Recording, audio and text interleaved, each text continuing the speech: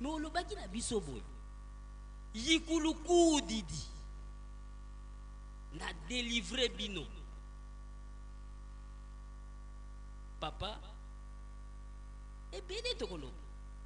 vovingi di baonso no bazolana kadi nendaka nako kadi nkagu wa satana utukisanga mayoyela papa salisa bana na yo bana bilembo bazali tala lelo ba réseaux sociaux et bandi komema biso na distraction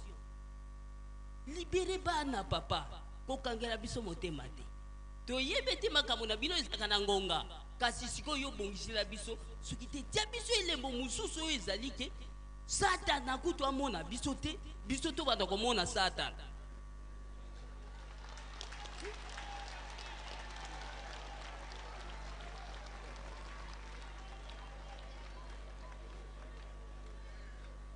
Nzambe na biso tata molimo santo tosukili wana vraiment ndenge mbuta muntu alobi dene chance pour na biso ezali yo merci na koma tata molimo santo président merci likambo lobi elingi oloba boye bana Israel babimaki na boloko na Egypte mais bazonga so na boloko basalaki 70 ans et pas wapi na Babylone oyo ya biso moto asali yango koko kinzema 70 ans yango tokendaki kozwa ye bocomprendre tokozonga lisusu boloko te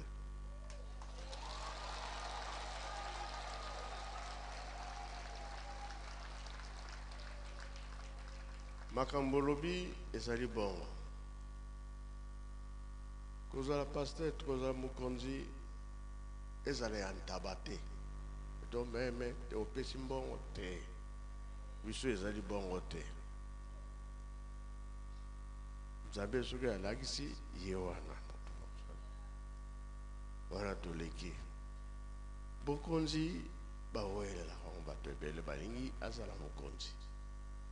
tolanda na maloba ya papa Mfuma Longo ye moko yo pe mutambo sozala koloba boye tena oki ba papa bango misatu babandi kokoma ba vieux ba papa bango bakoma ba vieux papa kolutu komi na nkoko papa Mfumbaza komi nkoko papa Mfuma Longo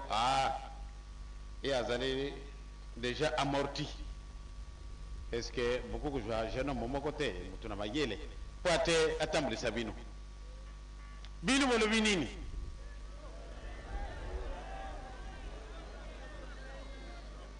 bino bolo binini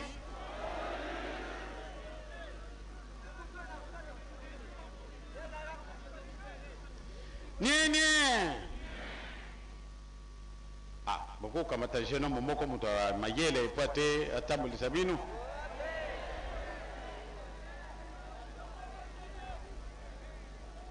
nye